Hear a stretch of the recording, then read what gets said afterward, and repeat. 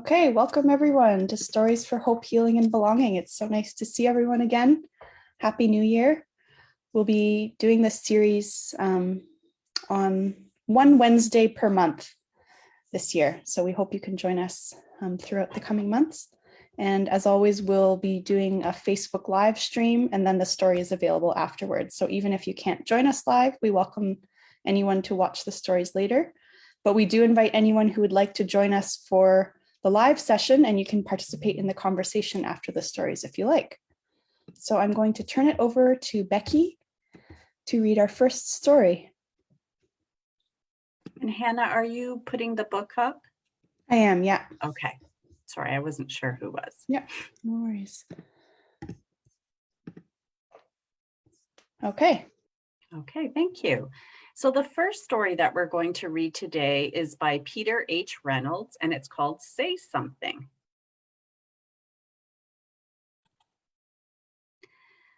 The world needs your voice. Mine? Yes, yours. Go ahead. It doesn't need to be perfect as long as it's from your heart. You don't have to be loud. Powerful words can be a whisper. You can say something in so many ways, with words, with action, with creativity.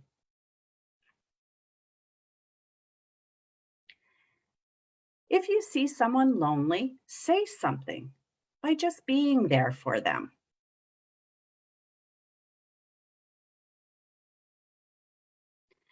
If you see an empty canvas, say something with your brush.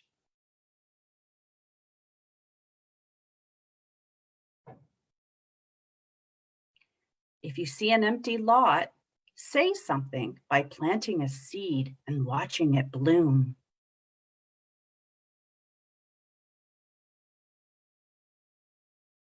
If you see someone being hurt, say something by being brave. Hey, stop!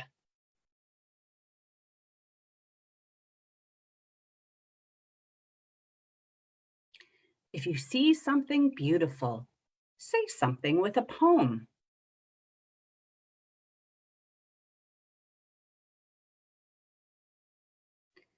If you have a brilliant idea, say something with confidence. Eureka!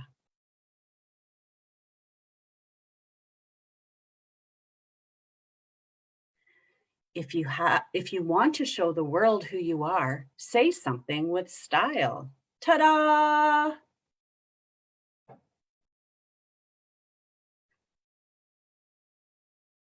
If you are angry, say something to help people understand.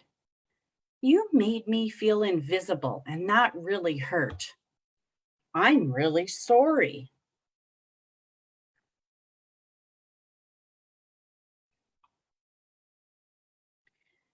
If you see an injustice, say something peacefully and inspire others to do the same. No more hurting people. Peace.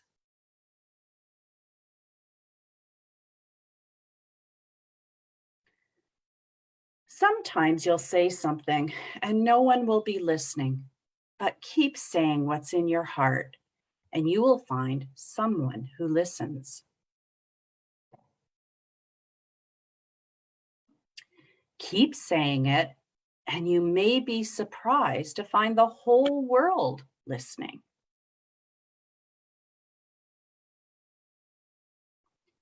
If you are grateful for being alive, quietly say something to the stars, to the universe.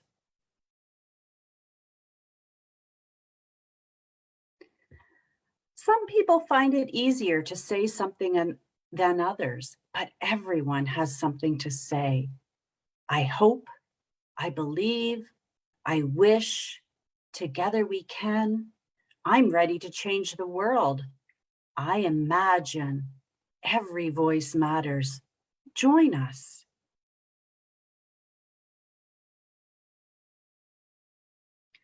So when you're ready, say something. And your voice can inspire, heal, and transform. Your voice can change the world. Are you ready to say something? And that's the end of our story.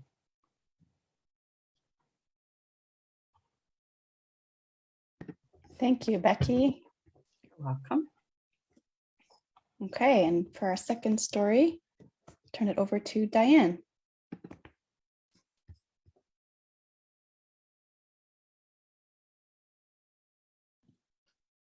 Jessica's box.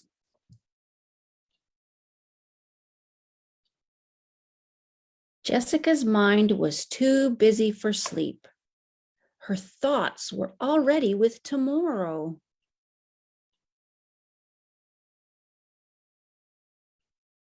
And when tomorrow came, everybody was excited. I remember my first day, started Grandpa. You'll have a great time, said Dad. You're going to make plenty of friends, said Mom. Plenty of friends, thought Jessica. She was going to make sure of that.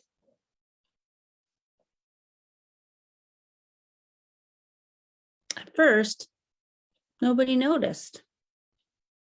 But by lunchtime, a crowd of curious children had gathered. Jessica reached into the box.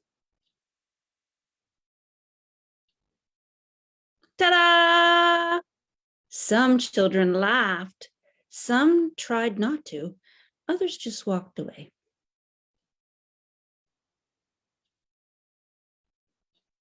What's so good about a stuffed bear? A small boy asked. Lots of things, said Jessica. Lots of things.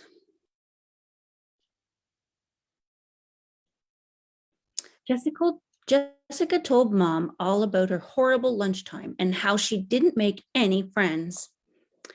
You'll just have to try something else, said Mom. So after thinking it over with Doris, Jessica did try something else.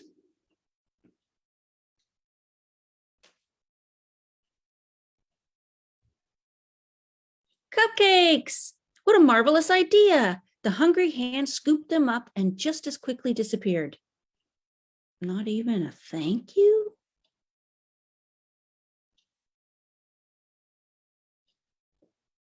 Jessica and Doris thought even harder this time. And as Doris cleaned up the crumbs from the box, a clever idea crept into Jessica's head.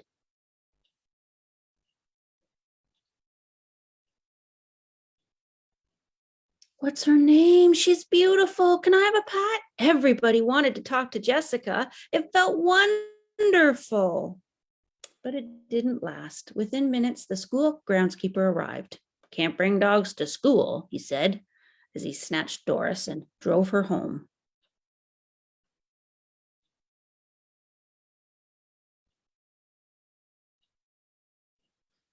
It was Dad's turn to talk to Jessica that night.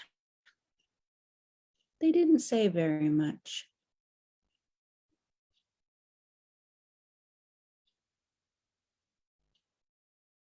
The following day, Jessica didn't take anything in her box. She just wanted to disappear.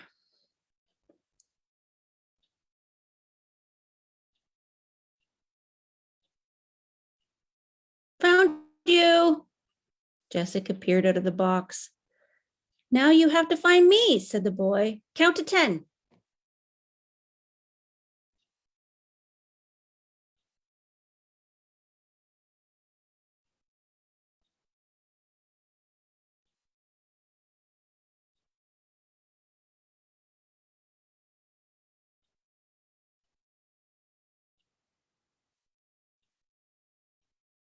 Jessica wondered for a moment. Had she made a friend? There was only one thing to do. 1, 2, 3, 4, 5.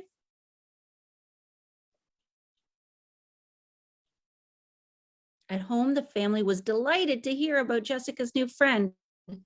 Grandpa leaned in close and said, "You must have had something very special in your box today." Jessica smiled and said, "I did." And there's Doris.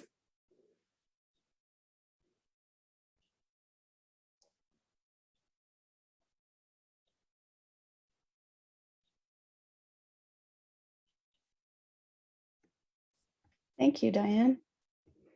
I think that story might have missed a couple of pages, so sorry about that. Thank you for our story readers today. Those were beautiful stories, as always. And welcome to those who joined us a little bit later. Nice to see you. You can watch the stories later on our Facebook page if you want. We've been recording because unfortunately, we're already finished our stories for today. But now we're going to talk about the stories and what felt important to people. Does anyone want to start off talking about the stories and what you liked the most?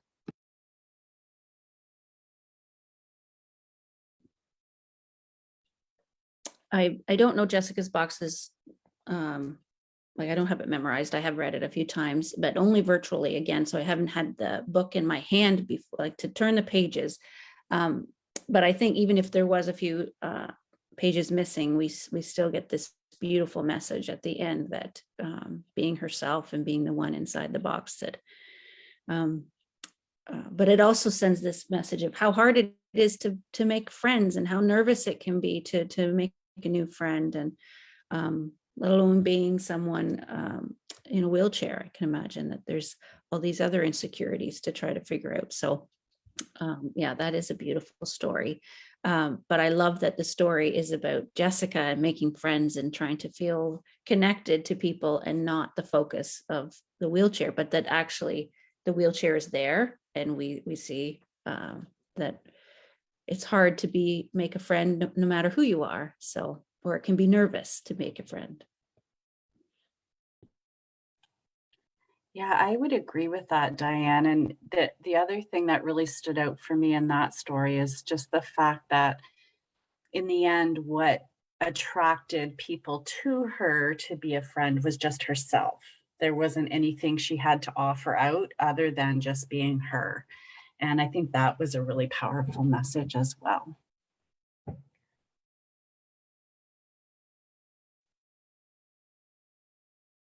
Yeah, I'll echo that and say that it was nice to see that the protagonist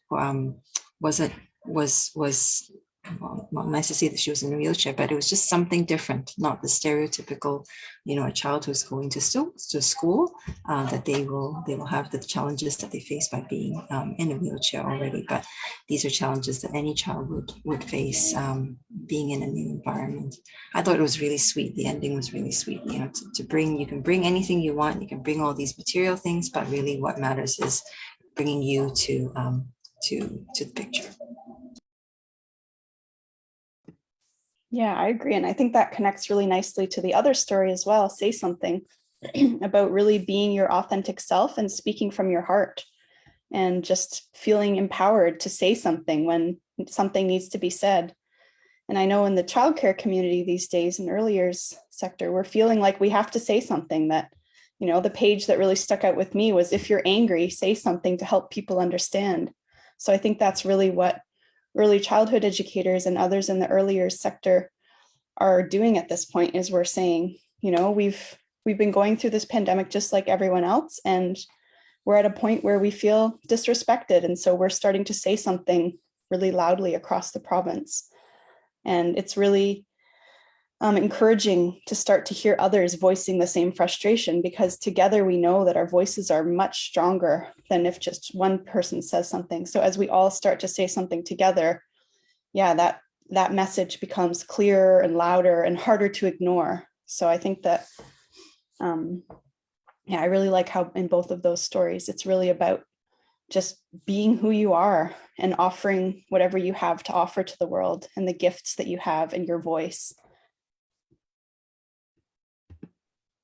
The first story, Say Something, I was really drawn to the images. So even, the messages can have these big ideas in them for adults or older children, but the images help to really have this idea, even just with the bird, the child or the person says, well, just say something. So that to say something to one being, maybe the bird, and then to see in the next image that all of the birds could be listening. And so the other thing I liked about the story was that just this idea of building your confidence, and to be like, you have important things to say, and to be confident and competent, and that you can say it. And if not, draw it, or use any method to express yourself. I think that's a really powerful message for children, every human.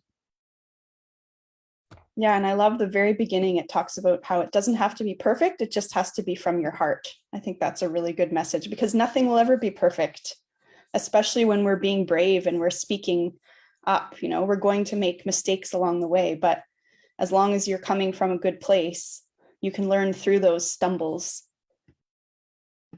Yeah. I think that book too, for me, hit me both on a professional and a personal level.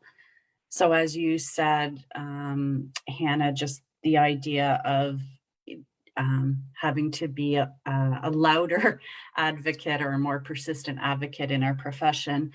But I also think about my time when I was in the classroom with children, and I was asking myself questions around, did I allow for those different ways of children expressing themselves? Because I think sometimes there's those children who are kind of outgoing and exuberant, and they'll, when you ask questions or having a discussion, they have lots to say. And did I allow opportunities for children who might express themselves in different ways, the opportunities for them to do that? So that was just a question that was circulating in my head. And then again, personally, I think the Say Something really resonated with me, because I've had instances in my personal life lately where I've been brave and challenged ideas or thinking of people, and it hasn't, as you said, Hannah, always gone smoothly. So just kind of trying to understand how to be able to say something that gives messages but doesn't hurt people's feelings, and if it does, being okay, I guess, with the fact that we have differences of opinion, or that it's important enough for me to share that I'm going to share it. So Yeah, and I think we can all relate to that scene where Jessica Yeah. puts the box over her head, right? And we just want to disappear sometimes. But yeah. all it takes is one person taking that box off and acknowledging you for you, right? To kind of help to build that confidence, and to start to realize that we do have to share our unique perspective, because each of us have a unique perspective. And so we can't allow people to hide under boxes. We have to help them to really see how important their contributions are, whatever they might be. Like you said, it might not all be through speaking, but there are lots of ways to express ourselves. I just heard a story last night from someone who mentioned that they went to the grocery store, and because they go to the same grocery store every week, they see the same cashiers. And this one time, this last week, she said, how are you? Just an acknowledgement of the role that they are playing in providing this essential service for us. And the cashier burst into tears. So I think, saying something as an expression of empathy, as a human connection, is what a powerful message to reiterate at this time, for sure.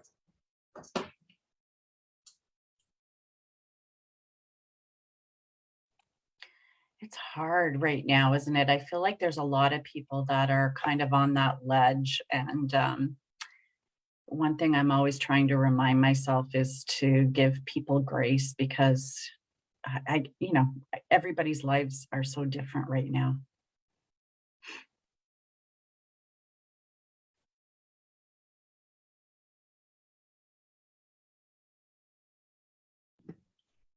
Becky, I appreciate what you shared too, also, but this idea of that it's not easy to say something sometimes, and the discomfort that comes of that. And so I'm drawn to that image of in the Say Something, where there's something that's hurtful or harmful, and how it's so important, especially with what we're learning as anti-bias educators, to try to keep learning about the importance of saying something, and that silence is so harmful, and that children receive messages when we don't say something. And so, yeah, I appreciate that reminder of that. And that it's not easy, but it's important. And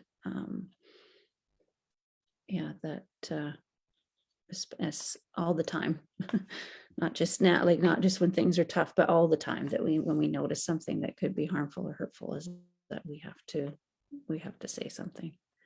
I think that also really helps to model that kind of action for children, right? Is if they see educators saying something, then they're going to learn the language and the tools and the skills and the courage to be able to say something as well. And so, yeah, what you said, Diane, about how silence, it can be its own form of violence, right? To not say something, because children see that as well. So yeah, I really appreciate that point. I mean, I know the image in the stories about harm, like it almost implies physical harm, but then there's also the image where the child speaks up and says, "You make me feel invisible." And so I think that's a really powerful message on that page as well, that that person had to speak up themselves to say something, which takes a lot of courage. But as a bystander, we need to notice those moments too and say something. There's our next story, Diane. You've got the theme.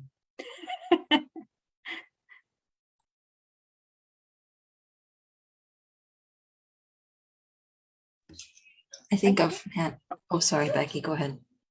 I was just going to say, I think one of the things I say to my kids a lot is use your words. And how do they know the words when we don't model them as grown-ups, right? So definitely agree with what Hannah mentioned. Especially when the grown-ups say that they don't know the words. That's what I think about a lot, is if we feel like we don't know the words, yeah, how can we expect? Where will children learn those words? Yeah.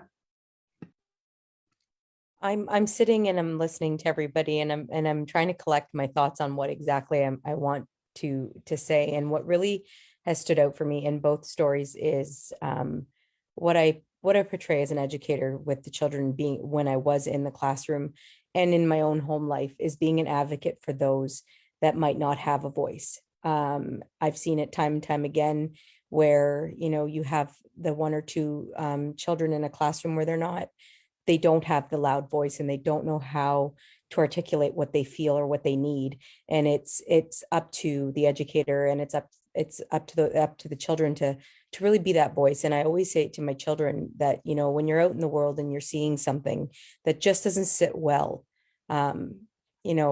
be courageous and be a voice for that person, because they might need the support. So that's really, like, as everyone's talking, that is what I envision in the world, is just being someone's advocate and being their cheerleader, because everybody needs one, especially not only now, but in life, we all need someone that's going to hold each other, like that's going to hold you up and always be on your side through better or worse.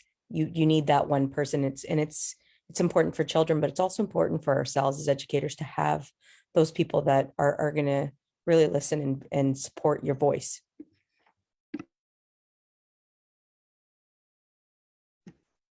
Yeah, another really helpful thing that I heard at some point, I wish I could remember where, but was just when people see something or hear something that isn't sitting right with them, but they don't quite know why, even just voicing the sentence, like, something's not sitting right with me, is such a good opening, because then there's probably someone else around you who's also feeling that way. And so even just acknowledging that can open up the space to be able to have a conversation. Whereas if you're not quite sure why, and so you just stay quiet, there might be someone else who wanted to say something, but who couldn't or didn't feel like they could. And so that, even just that one phrase, I think has been so helpful to me, is even when you're not quite sure in the moment what to say, just saying that, I think it always ends up resulting in an interesting conversation. I love that, Hannah. I've never thought of that. And I think of times in the last few years where people have said something to me and it's caught me off guard. Like, I know why it bothers me, but I don't know how to respond. And that's such a great neutral kind of opening line, isn't it, to start that conversation? Yeah. I think it also gives time for reflection, so that even if you had to come back to it the next day, you could say, remember yesterday when I said something wasn't sitting right? I've had time to think about it. And it just gives you that way of, taking time and reflecting and then revisiting. And even if that person may not remember the moment, but they would remember you saying something doesn't sit right. So yeah, thanks for that, Hannah.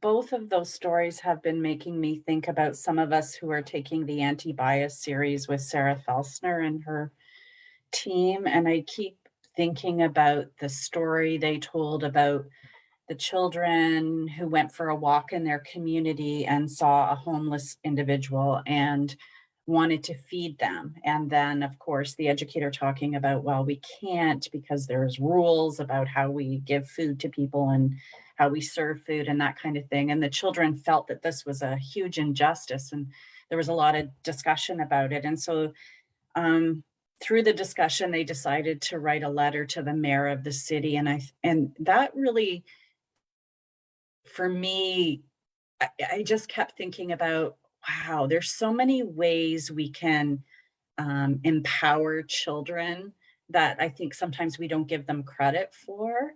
And I think that was just a really great illustration of an educator who's starting to model and talk about for the children how to give them that voice. Yeah, to speak up for injustice, to speak up about fairness. And yeah, so that story does, again, whether it just builds this confidence to say, wait, that's not right. Any last thoughts on anyone's mind?